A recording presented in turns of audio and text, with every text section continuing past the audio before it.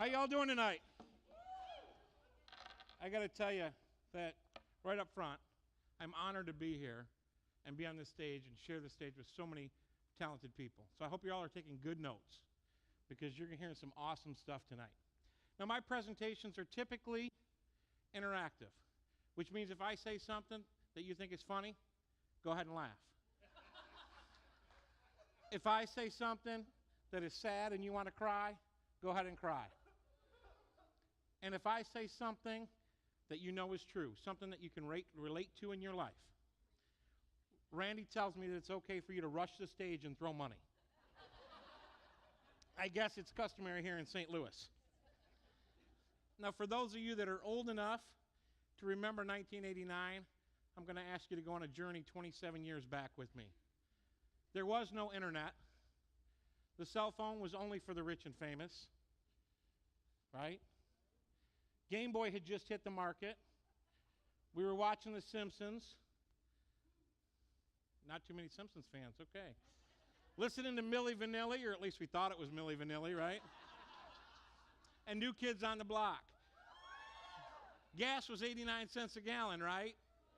Oh. Was that a simpler time of life? Sure was. Now, I don't know what you were doing in 1989, but I'll tell you what I was doing. I was a lean and sexy junior in high school. Now, I got to admit, I was half the man that I am today. No, literally, I only weighed 160 pounds. Pushing 320 on the left side now.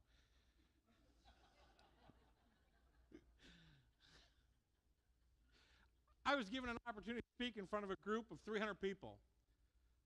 I was scared to death. One of my instructors pulled me aside and he said, "Listen, Tom, when you're on stage and you're nervous," he said, "and you'll be nervous."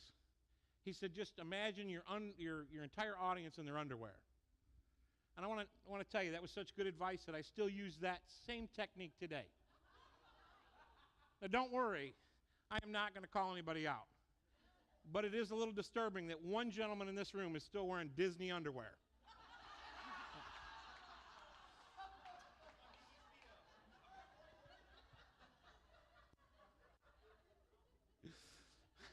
Now, for the next few minutes, I want to talk to you about one of the most important resources that we have. But first, I need to understand how you think. So, who in the room, by show of hands, thinks that money is most important? Really? Nobody. One person. Good for you, sir. Appreciate you admitting it. Now, by show of hands, who thinks time's most important? Fantastic. All of you that just had your hand up, I know the type of people you are. You're giving, you're caring people. And since you've admitted and accepted the fact that time is more important than money, I would ask that you pass your wallets to the end of the row, and we'll have some of these guys in orange shirts collect them. Because you're not going to need it. You're not going to need it. For those of you that said time, I appreciate that. For those of you that said money, and I know he was the only one brave enough to raise his hand, but other people were thinking it, okay? I'd ask you to consider this. Could a millionaire on his deathbed buy more time? You could certainly argue that he would have access to better medication and better care, so perhaps he could prolong his life by, I don't know, a day or two, maybe a week, but he couldn't buy more time. You see, it comes down to this. If you have time, you can always earn money. But if you have money, you cannot buy time. The problem with time is it's the only thing that we manage worse than we manage our money. Would you agree? Okay. Let's say that this jar represents a typical day in your life. The big rocks, well, they represent things like social media, television, the internet, video games, dare I say Pokemon Go, email, overtime. I know you need the money, right? We got to work overtime. Gossiping, worrying about things we can't change, and complaining to and about others. The medium rocks in here, well, they represent things like mowing the lawn and cleaning the house, doing the laundry, cooking the meals, all things that we have to do, right? Looking for your car keys, bathing the children, because boy, do they get smelly after a while. and hangovers. And you can argue that one with me all day long, but it's difficult to get anything done with a hangover. Now, the important rocks are these ones right here. These ones in my hand.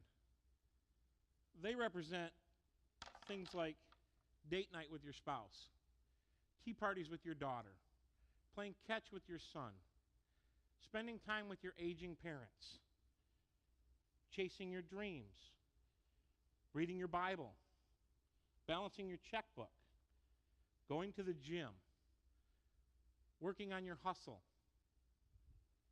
or launching your business. These are all things that are important, but they're typically the things that we say we don't have time for. Well, I would do that. I would go to the gym if I had time.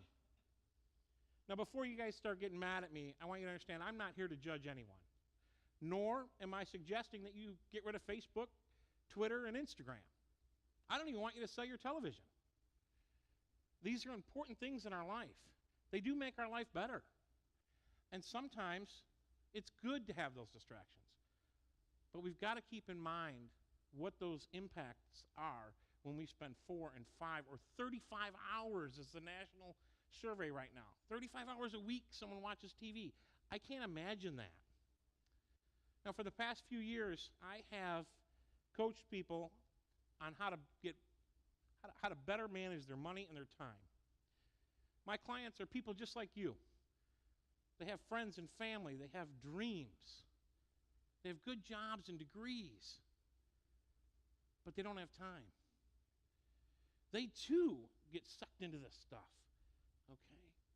Every day they're stressed out and overwhelmed. Every day. It's just not enough hours. They hope that tomorrow will be different, but it won't be. Because hope in itself and by itself is a horrible life strategy. One of the reasons I'm so passionate about this is because of my background. I spent many years in retail management, and I worked a lot of hours. It was a Father's Day, 2003. My son said to me, "Where are you going?" I said, "I'm going to work." He said, "Why?" I said, "Because I'm the manager." He said, "But it's Father's Day." And I said, "I know, but I'm the manager. I got to go." He said, with tears in his eyes, "So don't be the manager." I drove to work that day in tears. I wrote my resignation letter. I said things like, what would they write on my tombstone if I was to die tomorrow? Would they say, here's a father that was dedicated and knew his priorities? Or would they say, here was a guy who worked until the very last day? It was a hard decision to write that letter, but it was an easy decision. You see, I had no plan. I had no other job. So I ask you, my friends, what is it that you need to resign from? What is it that you need to do more of? We only have 168 hours a week, and how you spend them truly does matter. I want to encourage you to create a budget for your time, much like you would for money. I want to encourage you to use the word no more often, because when you say no to the wrong things, you get to say yes to some pretty cool things. It really is a word of freedom. It's a word that can change so many things in your life. You'll find the principles very interchangeable. Just like money, you can't spend the same $10 on two different things, so you absolutely cannot budget time for two different things. Don't schedule a date night with your wife and check your email. Trust me, I did that. It's not good.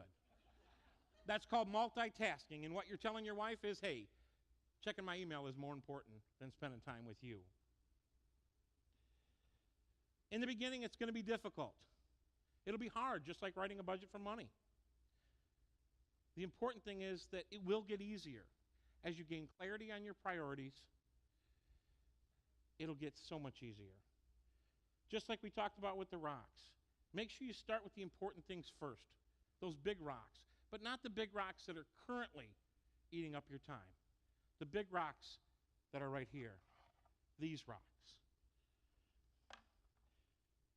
Remember to block out time for things like relationships and exercise and personal development and spiritual growth and whatever else you deem as a big rock. Remember, emergencies will happen. They will. And it's okay, as long as that emergency is not a 25% off sale at Macy's. Here's the really cool thing. When you write a budget and you stick to it for your time, then guess what you get to do? You get to put these rocks in life, in your day, maybe, and you're fulfilled. So I want to ask you one more time, what is it in your life that you need to resign from? I want to help you with this. So I want you to take out a piece of paper, and I want you to write down one thing. It can be more, but we'll start with one thing that you need to resign from. Include your contact information on that piece of paper and give it to me before you leave the conference. I'll connect with you next week, and we'll schedule a 1-hour coaching call absolutely free. The only stipulation is that you have to do it before you leave St. Louis. I want to end with this. Our past does not define us. But if we are not willing to make the changes in our life and the areas of our life that we need to change, our past will be a good indication of our future. I want to encourage you tonight to embrace the change that you need in your life, because it's never too late to change the future. You can begin tonight, right where you are, and create a new ending to your story. It is your story, and so I ask you, how will it end? Thank you.